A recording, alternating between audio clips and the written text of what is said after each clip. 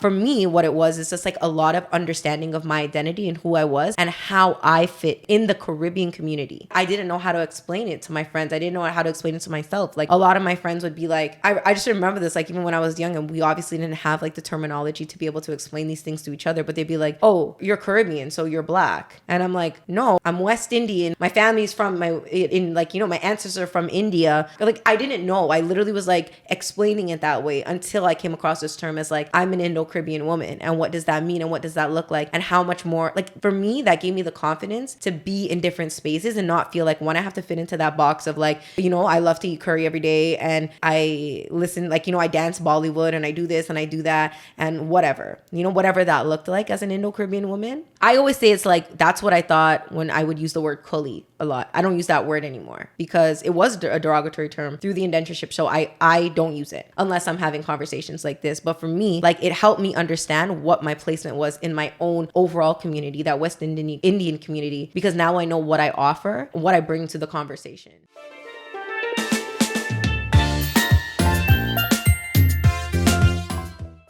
Welcome back to another episode of In We Blood, the podcast that's dedicated to help reignite an appreciation for Caribbean culture and traditions. Today, I'm here with Ashley, who is the founder and director of Brown Gyal Diary, which is a nonprofit grassroots organization that's focused on mental health in the Indo-Caribbean community.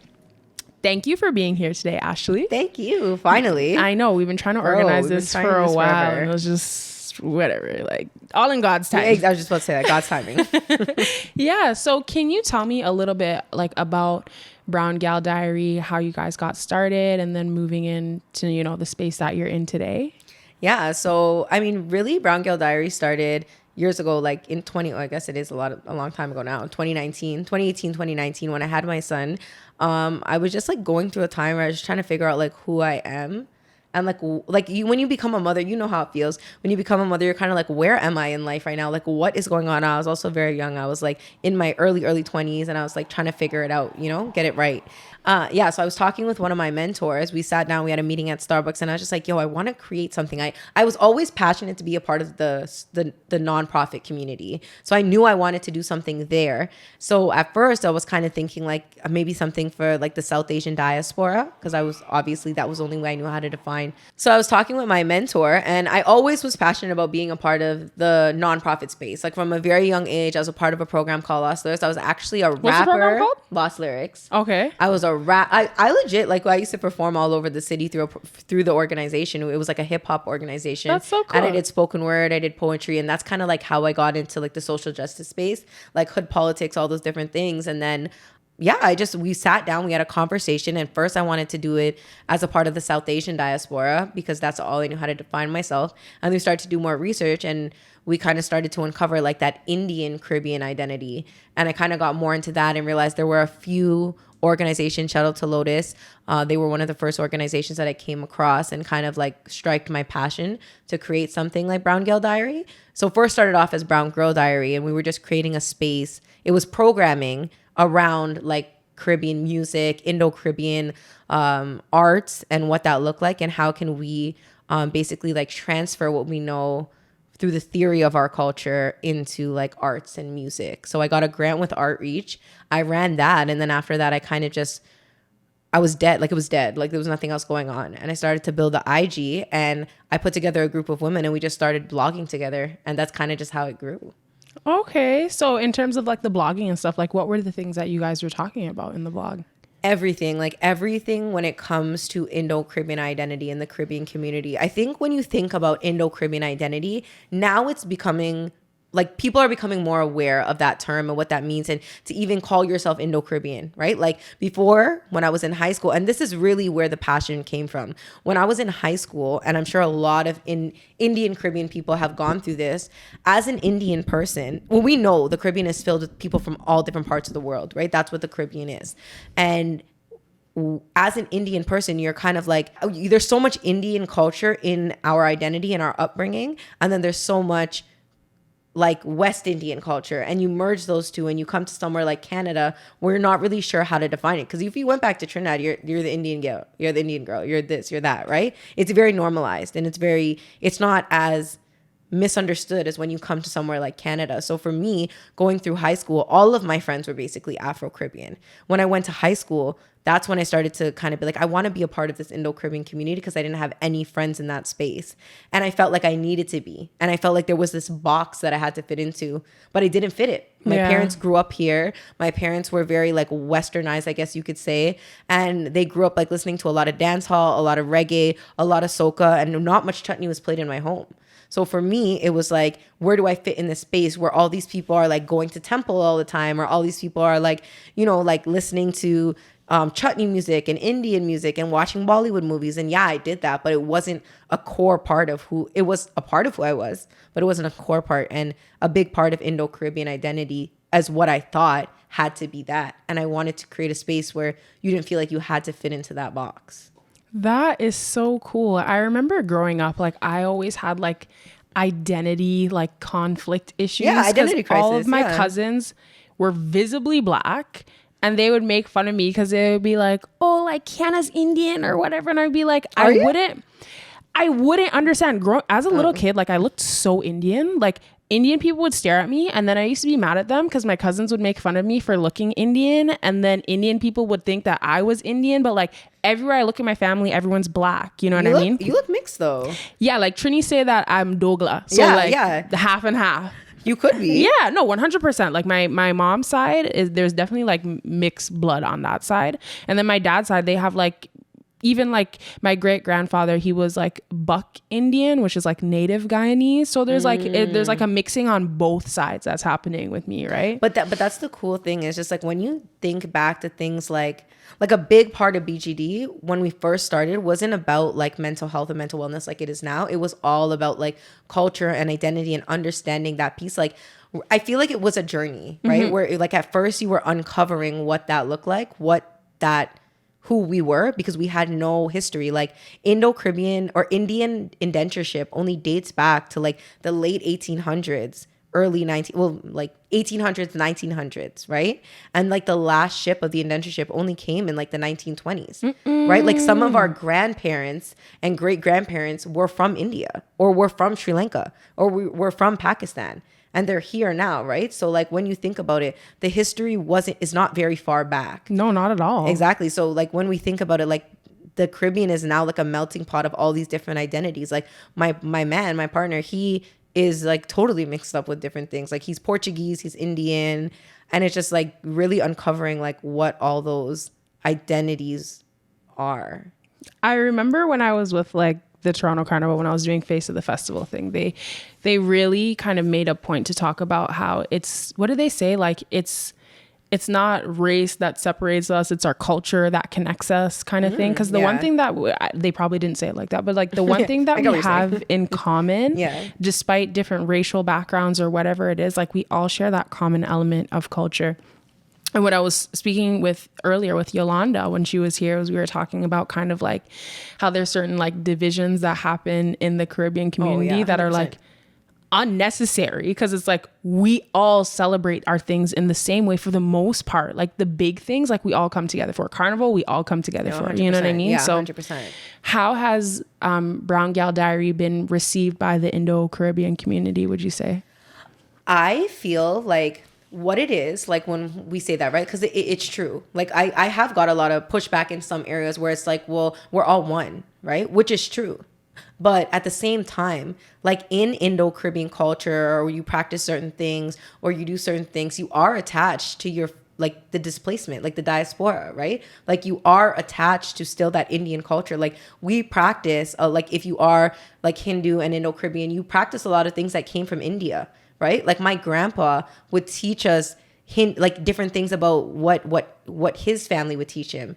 You know, like how his grandparents would teach him Hindi, or his grandparents didn't even speak English, right? That's crazy. So for me, what it was is just like a lot of understanding of my identity and who I was and how I fit in the Caribbean community.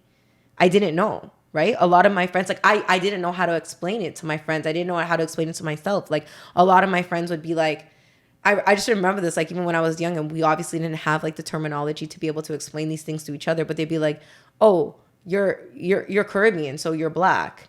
And I'm like, no, I'm West Indian, but my family's from my ancestors are from India. We're not from Africa. Like, I didn't know. I literally was like explaining it that way until I came across this term as like, I'm an Indo-Caribbean woman. And what does that mean? And what does that look like? And how much more, like, for me, that gave me the confidence to be in different spaces and not feel like when I have to fit into that box of like, I love to eat curry every day and I listen, like, I dance Bollywood and I do this and I do that and whatever, whatever that looked like as an Indo-Caribbean woman. I always say it's like, that's what I thought when I would use the word kuli a lot. I don't use that word anymore because it was a derogatory term through the indentureship. So I don't use it, right? Unless I'm having conversations like this. But for me, like, it helped me understand what my placement was in my own overall community, that West Indian community, because now I know what I offer and what I bring to the conversation, So why was that a derogatory term? Because I know, like, in some places, for example, like Jamaica, like, I know they use that word and it's just kind of like you're like Indian, but yeah, like I think Gyal, whatever. Yeah, and it's like it's nothing, but yeah. Like other places is like, you absolutely do not say this. And so, like, do you kind of know maybe like a little bit about the history of that word? Yeah, like the word comes, I mean, like, I'm not an expert, like, Yeah. I never, like, obviously, whatever, I know some stuff, but I would say that what I was taught is that kuli came from South Asia, and it's like a cheap laborer. That's what it means. Oh, yeah. So why would I go around calling myself like a cheap laborer, right? Like when I attach that word to anything, what it was is that, I mean, it never in the context is it even as close to what it was for slavery, right? It's not in the same context. It was like right after slavery, right? And basically, this word was used to describe my ancestors that couldn't read a contract, right? They were promised a better life. They were put on ships for months and months and months. And these are like our great grandparents. Like, these are not far people. These are people that we maybe even met, right? Like, I met a lot of my my grandma's grandma, like far down the line, right? That feels pretty far for me. That's great grandparent. Yeah. No, my grandma's grandma. So that's like great.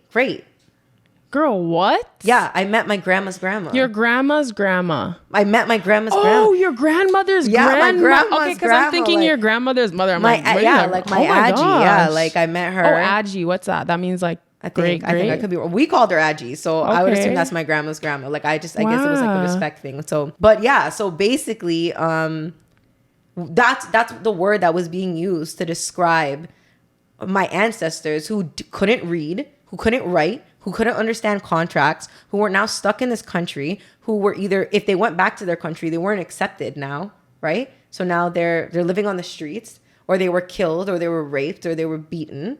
So why would I want to attach myself to that word unless it's just the respect of my ancestors and honoring them in a different way, So for me, I don't use it. I actually, like, it feels weird to say it unless, here and there you say it, but really, like, I only would identify myself as an Indo-Caribbean woman now. Mm-hmm. Yeah, and this is a term that I've heard only recently, honestly, maybe in like the last like 3, 4, 5 years. Yeah, me too. Yeah, like before that, it was definitely, I was hearing the other word, and then like dogla, which is obviously something totally different, right? Because that's like mixed. And even that is like, for some people, is like controversial. I could be wrong, so don't quote me. But really? I think it means it's like a mixture. It could mean like a mutt. I think it means something around the lines of a mutt. Okay. Because it's like a mix, right?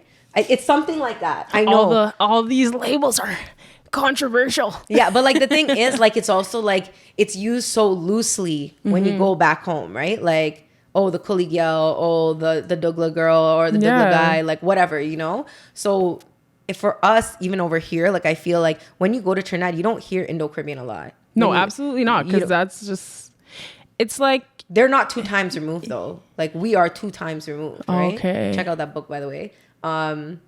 Yeah, we're not 2 times removed from what the does 2 times removed mean? It means like we were in South Asia and India and all these places. Then you came to the Caribbean, and now we're here. So now we're holding on to 2 elements of our ancestry. Like, that's a hard thing to do. Like, you're doing it right now through this podcast, and that's not an easy thing to do. Like, I'm not first generation. I'm second generation. Me too. Yeah, my parents were born here. My dad grew up in Trinidad, but my parents were born here. You know, and you can very much see that by, you know, like how they are, who they Certain are. disconnects that can happen. For example, like my parents didn't really have much to teach me about Caribbean identity because they're from Toronto. Like they know Toronto. Yeah. Like my parents grew up in Toronto. Like my parents, like, you know, they went to all the high schools in Scarborough. Like, you know, they really grew up in this life. And even though they were attached to it, like we have to actively, it's in our homes, but we have to still actively search for that information. You know, like it's not just handed to us. Like my mom doesn't refer, maybe now she does, but before she didn't refer to herself as Indo-Caribbean. Even my grandma, right? Like now she does, because she has grandkids to teach her a different side of the culture that we're now passing on. You know? And that's the cool thing though. It's like the more that we learn about our culture, we're able to educate those that maybe didn't have the knowledge to pass down to us. Like I recently got a book on the history of Grenada, and my grandmother and I would go through it and she'd be like, oh, like I didn't know that. That's why this was that, or whatever. But it's like, I feel like the younger generation has so much more access to information through the internet and whatever other mediums we have, where we can find so much stuff. And then we're able to, like, the child becomes like the teacher in a certain way. Yeah. Right. And I think like, it's also like a fear. Like for me, it's a fear. Like I remember one time I was bathing my son and I was singing him like a Sundar Popo song. So Sundar Popo is like a popular chutney artist. Like you probably like, anyway, like you might know him. He sings like the song like a scorpion sting me. A lot of people know it. Okay, maybe if I heard it. If you heard it, okay, it's like a popular chutney song. Like like if you go to Trinidad, you will hear that song. He's a legend in Trinidad. Okay. But I was singing a song that he sang, right? That Sundar sang. And I was like, oh my gosh, like my son may never sing this song to his kids. He may never play this music for his kids. He's not first generation. He's not second generation. He's third generation. How is he going to know? Like we have to, again, actively build those relationships. And like as a mother, and you know, you too, like it's like for me, it's a fear. Like, is he going to be willing to carry that on? Because we see so many people like let go of their culture, you know, as much as the work that we're doing, are they going to carry it on? So for me, a big part of BGD too was like, what does that look like? Like, how are we building the stories and keeping the stories alive as much as we can, so our kids have something to connect back to? I think the biggest thing is bringing them back home. Nothing will ever replace that. 100%. There's only so much you can teach and talk about, but it's like when they they're have to feel it. You have to feel it. Like for me, there's no, like, Trinidad is home for me. Like when I go there, like I feel good. I feel great. I feel happy. My grandparents, like they lived here for a long time. They went back and built back their home and they live there now. And for me, like that's like one of the greatest blessings, you know, because it's like Facts. Now I can feel like they actually want us to carry on that lineage. They actually want us to make sure that we're still attached to that, you know, like keeping in contact with your family, like making sure my son knows his cousin. So when it's time for carnival, like he knows who to go like link up with, just like we do when we go back, you know, like call your cousins. You have your friends when you're there. Like it's just something to me that's just like, it's not a feeling that you can explain. It's like such a blessing to be able to have that, you know, because we see now a lot of people are searching for it.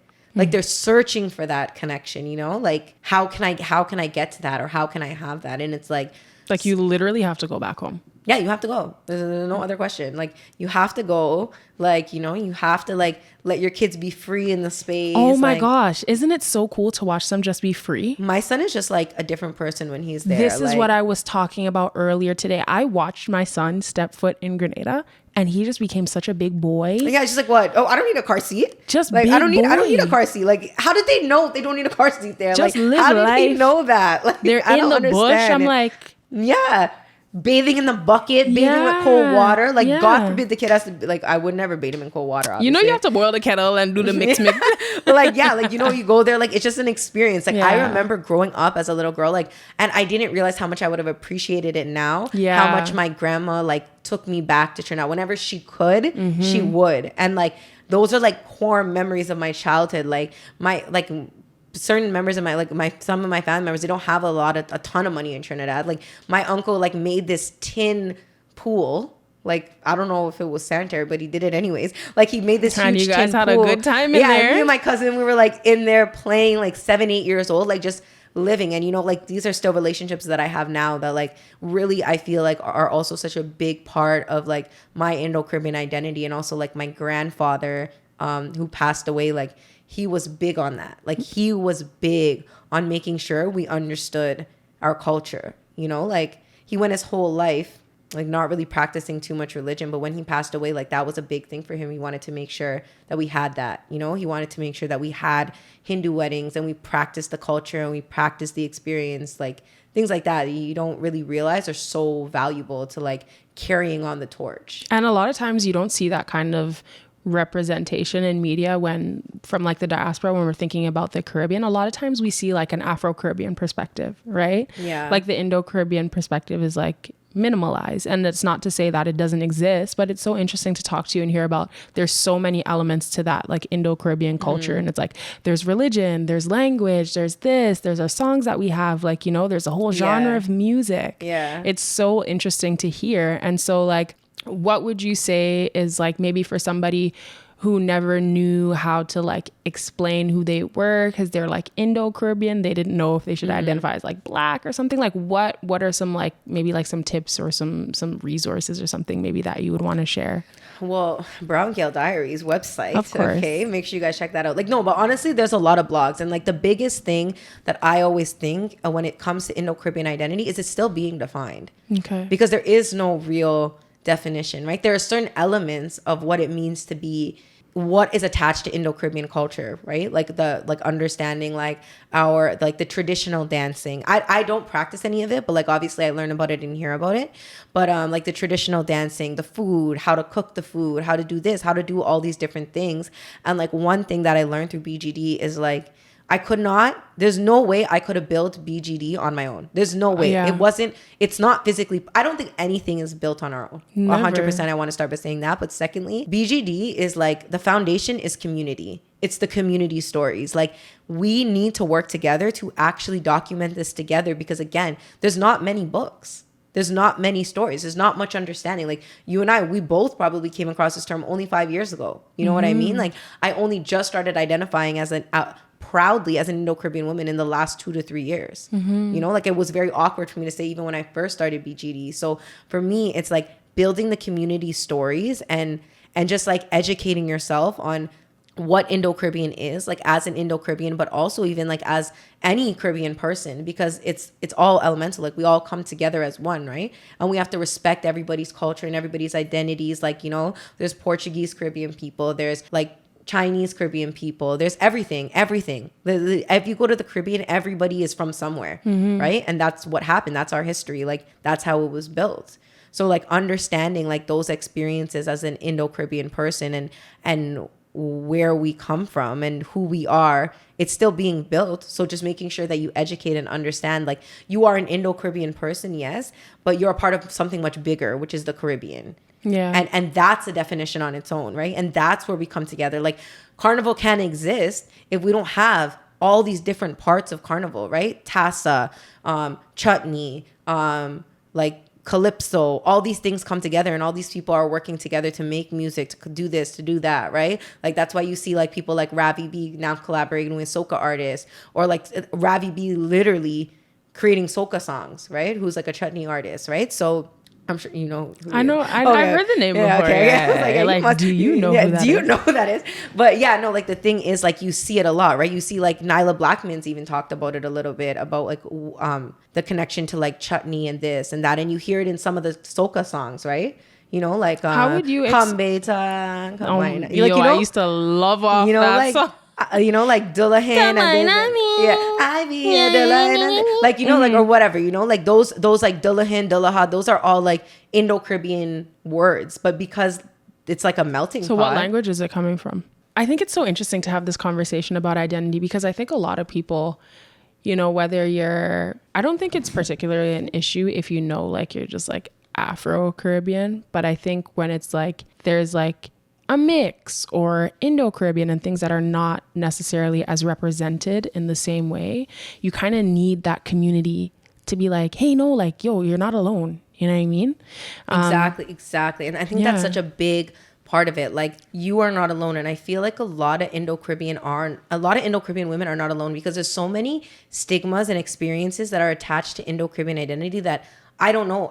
Like, I'm not an Afro-Caribbean woman, so I don't know if that's something that other Afro-Caribbean women experience. But in the Indo-Caribbean community, there's a lot of like stigmas attached to like what it needs to be, like what you need to, like, for me growing up, truthfully, like, and why BGD focuses so heavily on mental health now is because when I was growing up, I was never like what you would define as like a coolie girl, right? Like a very slim girl, shorter girl.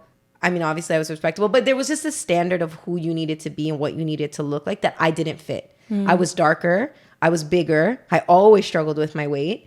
And that, like, like, that's not something that is easily accepted in the Indo-Caribbean and Caribbean community in general. If you gain weight, they're gonna let you know, okay? Like, you think I don't look in the mirror, guy? Like they will, like, you think I don't know? Like, you think I can't feel it? Like, yeah, I feel it. Like, yeah, like, oh god, like, you're putting on weight, yeah, like, yeah, I know, okay, like, thanks, you get real big, like, thanks, like, yeah, I know, okay, like, I know, this is not news to me, okay, so. For me, it was always a struggle because Indo-Caribbean women are always like not usually always. It's actually a lot of different shapes. But at that age when I was in high school, that's what it felt like. Yeah. And for me, I was like, I didn't fit that, right? And there was a lot of like, you would feel in the Indo-Caribbean community, there's a lot of judgment, there's a lot of jealousy, there's a lot of envy between the girls. There's a lot of competition. And it's uncomfortable. And like, when I first started BGD, I got a lot of pushback from some women that I had to like truly empathize with. I had to put everything aside. And when these women came to me and be like, I don't want to be a part of your organization. I don't want to support your organization because I had a really bad experience with the Indo-Caribbean community. I had a really bad experience with Indo-Caribbean girls and I don't want to be a part of it. Like, I had to like really be like, I had to like bite my tongue a lot and not be like, you know, if I was on the street, ignorant, whatever, I had to be like, I understand where you're coming from, because starting things like this, you're accepting the responsibility of being able to like also understand people's trauma and where they really come from. And now we see so much with intergenerational trauma. Like, we throw that word around so much, but really understanding how intense that is and what intergenerational trauma truly is like a big thing right now that we really need to take seriously, and not just Indo-Caribbean mental health. And that's why BGD is like expanding our directory as like a Caribbean wellness guide, where you have right now we have over 60 Indo-Caribbean wellness mental health professionals on a directory, because we had so many people reaching out to us as we open these doors to have these conversations about being Indo-Caribbean, that people wanted to start understanding who they were and they needed to speak to somebody, but they needed to speak to somebody that was culturally responsive. And when you speak to a therapist, like, I went to a lot of therapists throughout my life, a lot. I suffered from depression for so many years and I didn't understand it. And I spoke to like so many mental health workers. I spoke to so many psychiatrists. I spoke to so many people, so many mental health professionals. And I could not speak to somebody that wasn't like culturally attached to me. I couldn't do it. And it was like really, really hard for me. And then I started to realize like, we need that, because we need people that understand the traumas that are attached to where we came from, you know, like carrying on traumas from our ancestors, from the diaspora, from indentureship, from slavery. Like, we still carry that weight. Like, people think it's a joke, but we carry that weight. Like, you know, we carry that weight when when we were young and our parents never asked us if we were okay. We carried that weight when our parents were going through things and their parents never asked them what they were going through. Our grandparents carried that weight. Do you know, my grandmother suffered from depression and my dad suffered from depression. And so like, why am I shocked that I was suffering from depression? It was in my family, you know, but we never realized until it started to come out for me. And then people started to have those conversations. Like, my grandparents had to have that conversation. They had to talk about it now. They had no choice, and it was uncomfortable, and they're getting better at it. But it's still like trauma filled. I was recently talking to my friend Brianna, who is a registered psychotherapist, and her focus is on like Caribbean women, particularly Afro-Caribbean women, and like servicing them in a way that is culturally responsive, as you said. One of the things that she was talking about and that she and I were talking about is a lot of times our parents or our grandparents particularly, like there's a lot of things that they experience that they'll never talk about. Oh God, yeah. That they're taking to their grave. And she said, like, a lot of times in our families and in our communities, like our parents or grandparents, like the way that they express their emotions in terms of like sadness or like grief and stuff. What are you like crying they would, for? yeah. Literally, like that's it. Like, or like they would hide to go have those feelings by themselves. 100%. And so it's like not normalized.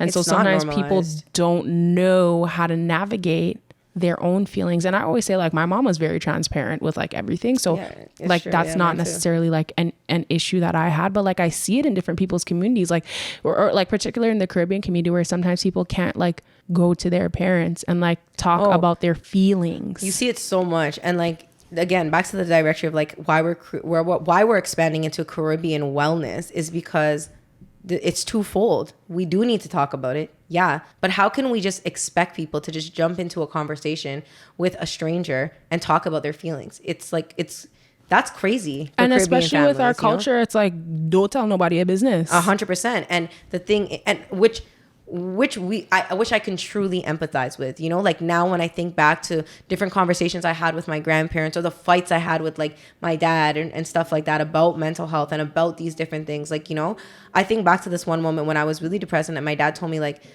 he probably didn't even realize that he said it, but it stuck with me as a child for so long that you need to get better because I got to go back to work. And when I think about it now, right? Like, yeah, I was like, what? Like it didn't process to me, but I feel like now as I get older, I can empathize. We actually need to be more patient with our parents and grandparents, because asking them to unlearn those things at 70 years old, 60 years old, doing this podcast and me doing BGD is like already overwhelming enough for them. You know what I mean?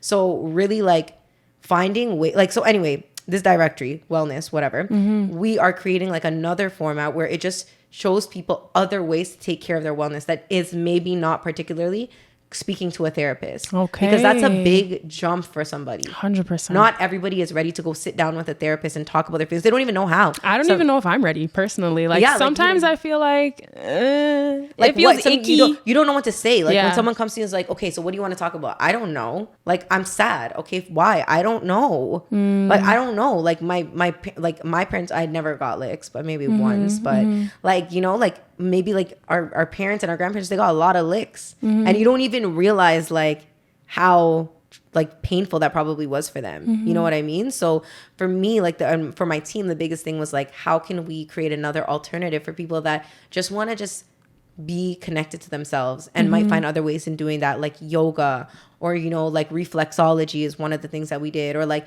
you know, just taking care of yourself, like physically, mentally, emotionally. There's so many other avenues and so many other resources that Caribbean people offer that we need to start taking advantage of and really like taking care of our mental health, because it's a serious thing, you know? I actually really liked when we were talking about identifying in terms of like Indo-Caribbean identity and stuff like that, because it's not something that you see often.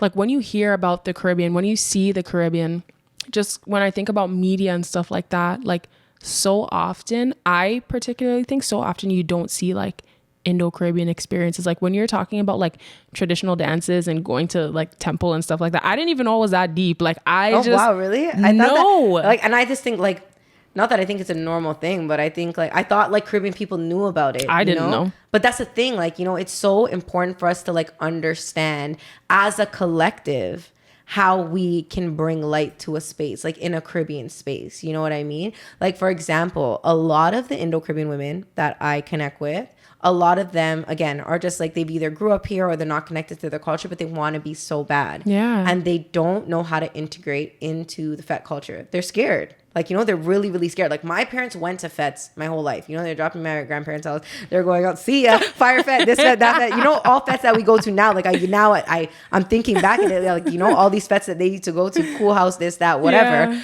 But like, we are like, they're like, they don't know where, they don't know how. They don't know how to be a part of the culture. They don't know how to be a part of the space. Why, and though? a I don't big get part it. of it comes from this, like, the acceptance piece, or like understanding how they integrate in the Caribbean culture. Like, you know, like a lot of times, like you may not connect with the Afro-Caribbean community or whatever. You may not have friends in the Afro-Caribbean community and you may not fit in, like you may not listen to chutney and this and that. Like there's so many different, I feel like there's like different pathways. I feel like and it's not right all the time. I feel like the Caribbean community is set up in a weird way. I'm just going to say it. Like it is set up in a weird way. Even in Toronto, okay? There's like the Indian people fets. And then there's like the fets that all the Afro-Caribbean people go to. And then like there's some of the Indo-Caribbean girls that are not allowed to like some Indo-Caribbean girls and in Indo-Caribbean communities, you're not allowed to date black guys. You know, I've seen a lot of, and I'm just going to say like, it's a big thing. Like you're not allowed. I like my parents didn't care. They're like, date whoever you want, find a man that makes you happy. We don't care. But like remember they grew up in Toronto. Exactly. And like the thing is like my parents and stuff, they may have not experienced the same things, right? But like a lot of Indo-Caribbean women are not allowed to date black men. That's the reality. That's real life. Like to be honest, that's a big thing in the Indo-Caribbean community. Dating black men. And it's like the terrible. Division. Like I remember my grandfather would always tell me about there is this like Indo-Caribbean Trini or something like that guy at his work, and how the man was like we're good, right? And he was like, fuck, like what are you talking about? Yeah. And he was like, you know, because like between like the you know us and you know the black people, like but like we're good, right? He's like, but then like another thing is like, okay, so we're talking about like basically how these young women like want to integrate themselves into the community, but they can't, right? Like I feel like that is a big barrier for them, right? And it's again, it comes back to that intergenerational piece. Why is it like that? Why do in some Indo-Caribbean people have that conversation? And again, it's like a controversial topic in the Indo-Caribbean community. Like even bringing that up, like I don't know how it's going to be taken, but it's true. If it's true, it's true. If it's true, if the facts is facts, like what are you going to do? Like it's facts. Like what are we going to do? It's reality, right? So like a lot of it dates back to intergenerational trauma again. When Indian people came from India, right? They were told by the Spanish, by the Dutch, by all these different people that were colonizing our countries, you cannot talk to the black people because they didn't want the slaves to know that the indentured people were being paid. Oh. Yeah. So okay, again, like this is just like loose. You do your research, you know, like don't quote me. This is what I know. This is what I was taught. So even now when you go back to Trinidad, there's still that Indian Afro beef, to be honest. It still exists in certain areas. It still exists in certain ways. So now when we think back to our culture here and what our parents were telling us, not my parents, but other parents were telling us, just want to put that out there. From my mom kicks my ass. Why do you say that? You know I wasn't like that. Like, no, that's not what I meant. Clear the air. My mom was great. She let me do the things. So yeah, like when you think about it, a lot of these women don't know how to integrate themselves. And that's a big part of like exploring Indo-Caribbean identity, allowing these women to talk about these things so they can understand that, yeah, this is a space that you can be a part of instead of that separation. You know what I mean? Like let's go to a fed and we hear one, two chutney songs, you know? Let everybody feel that connection. Allow Indo-Caribbean women to talk about those pieces of their life and how they truly view the Afro-Caribbean community and the black community so we can start unlearning that shit. Because it is so, excuse my language, it's so like it's so the way that people actually, the Indo-Caribbean views like the Afro-Caribbean community. Yeah. You know, and for me, like I've always been exposed to everything. I've been a social butterfly. Like I talk to everybody, the Afro, the Indo-Caribbean, the Indian people, the Punjabi people. I was cool with everybody, you know? So for me, like that's another reason I always felt like, how do I integrate in the Indo-Caribbean community? Because I was so easily accepted by the Afro-Caribbean community. But then I struggled to understand what that meant. You know, so anyway, back to that fat culture piece. Like these women don't know how to integrate, and we're doing a lot of unlearning through BGD, so these women can be real with themselves and understand that we can't think like that anymore. You know, but how often are you seeing those kinds of mindsets coming up? Oh God, all the time. Really? But you know what I think? Like this is so terrible, but that generation is passing away now. That generation that taught us those things, they're passing away. You know, like. My grandfather, obviously, rest in peace, he taught me so much about my culture. And he's really one of the biggest reasons why I was able to even like find ways to integrate into the Indo-Caribbean culture or start because he would tell us so much stories. But like, you know, like that was where we learned those things, you know, and I don't hate on it. Like I don't hate it. I accept it for what it is because that's all they knew. Yep. You know, if you don't speak English and you come from somewhere like India or you come from somewhere like Pakistan or whatever, and you come to this country and you're like, you're told something, like that was a rift that was created between the Indians and the Africans that were in the Caribbean. So we could not grow together. They were scared. The Dutch were scared. The Spanish were scared. Whoever was colonizing us at that time was scared. Right. And they didn't want us to work together because they knew what would happen. Mm-hmm. So, and you see it across the board. Like it happens in all over, it's in the US too, like that same story. But it's just like, you still see it a lot, but that generation is really passing away. And that's why you see a lot of people asking questions, because the generations that are here, they know that it's wrong. But how do you teach somebody that it's wrong when your whole life, your grandfather, your grandmother told you not to like a black man, or not to like out of your culture, or not to like this one, or not to like that one? Like in the Indo-Caribbean culture, and it's terrible, that word is used. The N-word is used like, and not the one with the A at the end, the one with the ER. It's used commonly. And like for me, it's uncomfortable. Like, I mean, I don't see my family, like my family is such a melting pot now of different cultures and identities. So I don't see it anymore. You know, my grandparents and everybody in my family has had to understand that and have forced to, because me and my cousins were not like that. Me and my parents were not like that, right? So my grandparents were forced to understand. They had no choice. How could you not understand it if your grandchildren are black? Your great grandchildren are black. You have no choice, right? So we're really challenging that idea. And like I said, it's a hard topic, and I feel like it's not talked about enough. But that's the reality of the Indo-Caribbean community with the Afro-Caribbean community, and that's why we see, like, for me, because I'm a part of both communities, right? Like, I mean, like I can socialize in all the different communities. Like I see the line that exists, but I feel like a lot of women do. Like a lot of Indo-Caribbean women that. I know a lot of Indo-Caribbean women that don't speak to their families anymore because they're dating a black man. Whoa. Yeah. Yeah. It's a real thing, you know? And that's so serious. And it's crazy because you think that this is like things that everybody knows. Yeah. But it's like a real thing. And it's not to put any hate on the Indo-Caribbean community. It's not, because I don't want to say that it's not our fault, but it's our responsibility to unlearn those things now. You know, it's our responsibility, because the idea of like mixing different cultures and identities is such a beautiful thing. So we need to start like really understanding that we need to, as a generation, we need to unlearn those things, and we need to accept that that's the reality, and stop shying away from it. You know what I mean? Like you can't go hang out with your Afro-Caribbean friends and come home and know what your parents and grandparents are saying and be like comfortable with that. It's weird. It's weird. So to me, it's just like, and this is my own personal opinion, that's why I try to format BGD as a space for all Indo-Caribbean women to have those conversations. And like, if I don't say it, then, you know, like they might not, right? So you always need someone to kind of start that.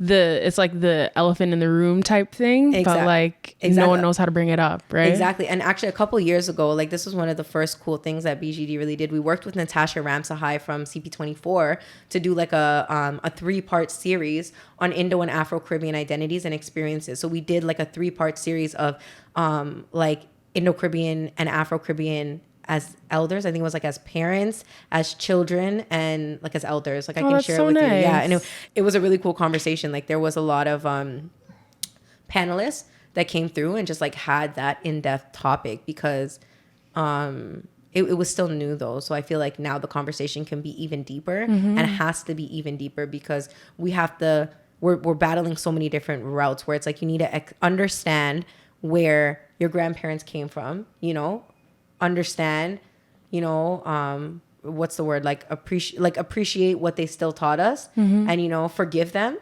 and understand and empathize with them, but at the same time understand that not everything that we were taught is the right thing. You know, we just have to understand that it came from trauma, and we're really moving forward with that trauma.